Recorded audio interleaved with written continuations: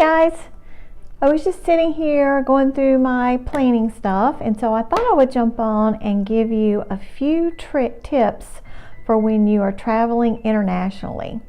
A lot of these tips you can use whether you're traveling locally, but most of them are for international travel. And they're tips that I wish that I'd had the first time that I ever traveled out of the country, because it sure would have made things a lot easier. So the first thing that you need to do, obviously, is to make sure that you have a passport or a real ID. Now, the real IDs are going into effect October the 20th, 2020. And that is your driver's license, and it will allow you to travel outside the country, within the country, from airport to airport, and onto military bases. So it's kind of like taking the place of the passport, but David and I both have our passports, and we'll probably keep those just because we've already paid for them. But if you don't want to go to the trouble of getting a passport, because it can be expensive, you can use the real ID. Once you have your passport or your real ID, you'll need to decide where you want to go. Once you decide where you're going, you're going to need to check your websites. The first thing you want to do is go to U.S. Embassy website for the country that you're planning on visiting, and check for any travel advisories, if there are any warnings or any curfews, those type things, security type issues. Also, you want to check their websites for things that aren't allowed in the country. Now, I can tell you, I know someone who traveled to Europe and they had pepper spray on them. They did not check the U.S. Embassy website before they went, and they were taken into custody in England for having pepper spray. If they had checked the website, they would have seen on the U.S. Embassy website for Europe, for England, it says no pepper spray. So make sure you check those websites before you travel to another country. Another website you're going to want to log on to and check out is the TSA.gov website. Now, on this website, you're going to get specifics on what you can have in your carry-on luggage, what you can have in your checked luggage, and what's not allowed in either of those. So you want to check that, especially if there are items that are questionable. For instance, I had some tweezers, and I had to look up to see that those can be in the checked bag only. You can't carry those on in your carry-on bag. So make sure you check the TSA website. Also, once you get your flight, you're going to want to check out the layout of the airport, and you can do that by going to the airports that you're going to be flying into and out of. And there's usually a map, and when you're flying internationally, you're usually flying into your first leg of your flight into the domestic terminal, and then you'll have to travel to get to the international terminal. And for some reason or another, the international terminal is all the way over on the opposite side of the airport, and it's a pretty long haul. So look at the website, look at the map, and know the layout of your airport before you get there, because it's going to make things a lot easier when you're trying to get from the domestic hub over to the international hub and find your departing gate. Also, you want to take note of where restrooms are along the way, and places for water, snacks, that type thing, or to get something to eat if you have a longer layover. Okay, so once you've done that, about 1 to 2 weeks out, you're going to confirm all of your reservations that you've made. So you're going to need to make sure that you confirm your hotel, your flights, any ground transportation that you've arranged, or car rentals, and any excursions, dinner reservations. When you call and confirm, make sure you get the name of who you called and confirmed with, and make sure that you write it down on your documents. Whenever I make any type of reservations, I print out the confirmation numbers and I hold on to those, and then when I do my reconfirmation right before I leave, I write the name of the person that I spoke to, so that in case if there's an issue, I have a name of someone who helped me and who confirmed my reservations. Also, you're going to want to call your airline. There are luggage restrictions, and the luggage restrictions are based on where you're sitting in the airplane, and even which airline you're flying through. I know that, for instance, in coach, you're allowed one checked bag and one carry-on bag, but if you fly first class, you get 2 checked bags and 2 carry-on bags. Some airlines weigh your luggage, and it has to be under a certain weight. Other airlines go by linear inch. So you're going to need to call the airline and check and see what your airline's specifications are for your luggage to make sure you don't exceed them. If you do exceed them, it's not a big deal. You can pay extra if you have the funds to have larger luggage or heavier luggage. But it just won't be a surprise once you get to the airport.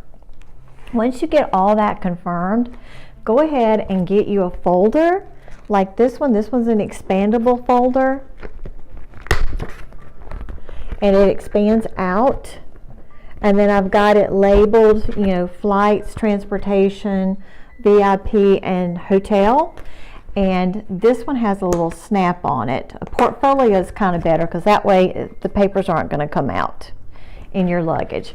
Get all your papers together and put this in your carry-on bag, so that in case if there is an issue with your confirmation, you have your documents there with you and they're handy and you're not hunting for them. So make sure you have a folder. That's a good tip that's been very helpful to me when I have been traveling. Also, you're going to want to make sure that you keep your passport and your ID, either your real ID or your driver's license, together, and you want to keep those handy in your carry-on bag.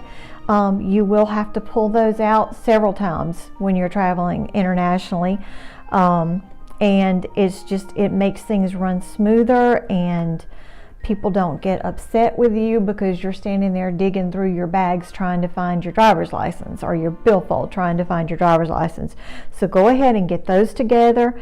I have a passport holder that has a place for my passport and a place for ID. I keep some dollars in there for tips, and I just slide that into my little carry-on bag on the outside pocket, so when I get up to immigrations or customs or security, I can just pull it out and hand it to them. So that's what you want to be able to do.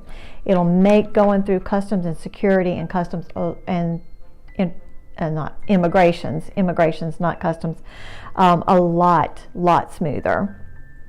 You're also going to want to save a copy of your passport onto your cell phone. If something happens to your passport when you're out of the country, you're going to want that copy on your cell phone so that you have documentation of your passport, and that they can use that to reissue you another passport. Yes, it's going to take a while to do that, but if they already have your information and see that you haven't expired, then it's going to be a lot easier to get that new passport out of the country. You also want to make copies of your passport and give them to someone here at home, just on the off chance that something happens. Like my friend that got detained in Europe because he had pepper spray. Somebody at home needs to have a copy of your passport. So leave that with somebody that you trust, usually a family member, so that they have a copy if they need it for emergencies. And then you want to make sure while you're out of the country that you protect your passport at all times. As soon as you get to your destination, usually most hotels and resorts have safes in the room. Go ahead and put your passport in the safe, unless you're doing an excursion for the day, and lock it up and keep it locked up. And only take it out if you're doing an excursion. Make sure you keep your passport on yourself in a bag that you're carrying, and have it handy at all times. Okay, most countries nowadays will accept the US dollar. Some countries or some retailers will require the monetary denomination of the country that you're traveling to. So go ahead and convert some money, a little small amount, usually $25 to $50, into the money or exchange of the country that you're traveling into. Just for the people who don't accept US dollars, but most countries now accept US dollars, so you should be okay with that. Also, before you go, you're going to want to call your banks, your credit cards, and let them know that you're traveling out of the country. And this goes also for traveling within the country. I know a couple of years ago I had to fly to Alabama for work, and I thought, well, I'm just going a couple of states over. I don't need to call and notify the bank or the credit cards. Well, when I was in the Atlanta airport going to the Alabama airport, I bought a $3 bottle of water. By the time I made my trip and got back to GSP that night around midnight and tried to get out of the parking, my bank had frozen my card.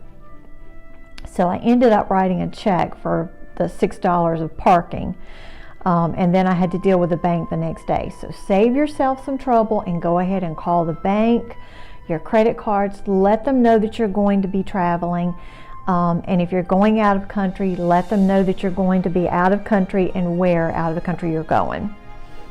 Okay, on the day of travel, make sure you get to the airport 2 to 3 hours before your flight. If it's a local airport, a smaller airport, and not a large hub airport or a major airport, you're going to be okay getting there 2 hours ahead. If it's a major hub airport such as Atlanta, Charlotte Douglas International, Chicago O'Hare, Dallas Fort Worth, you're going to need to get there 3 hours ahead of time to make sure you get through security and get to your boarding gate before they start boarding. You're also going to want to make sure that you wear comfy clothes, make sure they're loose, not tight, not binding. Make sure that you have slip-off shoes. Gentlemen, if you don't like taking your belt off and putting it back on, I suggest you not wear a belt that day because you're going to have to take your belt off to go through security every time. Wear slip-off shoes also, because you also have to remove your shoes. So the slip-off shoes just make it easier just to slide your feet in and go, and you're not sitting there trying to get your shoes tied and put back on, holding the line up. Also, make sure you wear minimal jewelry. Anything metal or metallic in nature is going to set off the scanner that you walked through. And if that happens, they're going to pull you aside and do a pat down, and you may even get pulled out for a search. And having said that, I was traveling one time and I had on a skirt that had sequins, silver sequins at the bottom of it. So when I walked through the security scanner, the sequins on the skirt made it go off. So I had to get a pat down. So no sequins. I know they're pretty and sparkly, but no sequins. Also, another tip for flying on the day that you're traveling is to download the airline app. All airlines now have an app. If you download the app, that's going to allow you to check in early. You don't have to check in when you get to the airport. Usually they'll have a section outside or somewhere just inside that if you've already checked in, you can check your luggage in and then go on to security.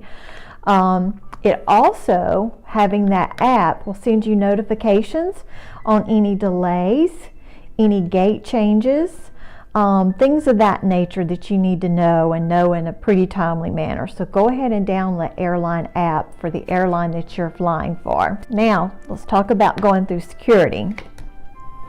Okay, when you go through security, I know a lot of people tell you, to take water drink water, and that's great. That's a good idea. But when you get to security with a bottle of water, they're going to make you throw it away. So no water, no sodas, no nothing until you get through security. Once you get through security, you can buy water or sodas or whatever to take on the plane.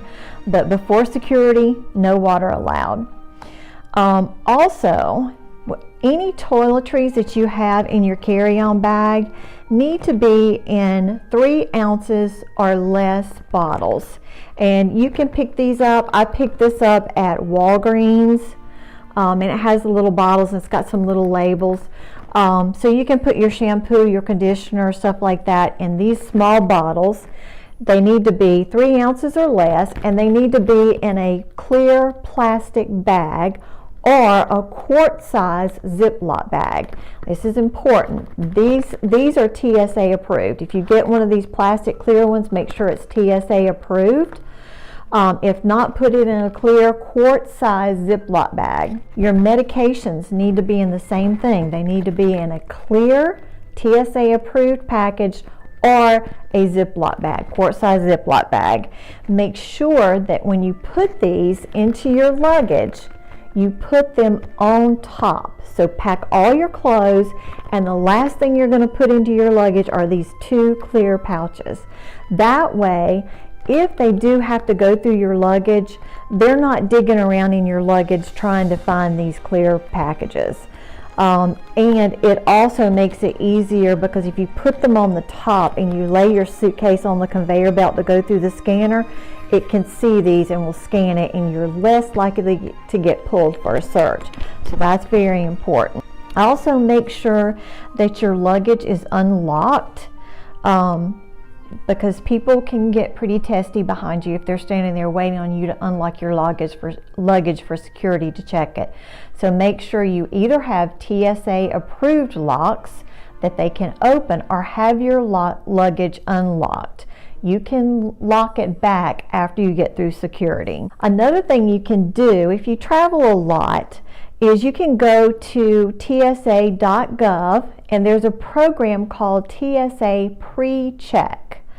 And for $85 for 5 years, you will not have to take your shoes off, your belt off, take your laptops out of the holders, take your jackets off, or put your liquids, or have your liquids gone through. This is debatable whether or not this is beneficial or not. I can tell you that, I have flown with people who have had the TSA Precheck, and we got through security at the same time because I followed all these tips that I'm giving you. I don't think it's worth it, but if you travel a lot, I could see where it would be beneficial to you to have that. So that's totally up to you, and if you have the money, the spare money, then I would go for it. Another thing you can do is a lot of the airports outside of the country have VIP services where they will meet you at the departure gate when you get off the airplane, or at the arrival gate, when you get off the airplane, and they will walk you through the customs and immigration process. They will make sure you have all the documents that you need and they're correct before you get up there. They will bypass you through the big long line of people lined up waiting to get in there. There is usually a fee for these VIP services, and I think they're totally worth it. I think David and I paid $80 for both way, arrival and departure, for the VIP services to get through the gate, because you want to get through customs and immigration as quickly as you can so that you can get to the resort and go ahead and get your room. If you get there when everybody else is trying to check in, you're probably not going to get a room, and you may end up having to wait for a room.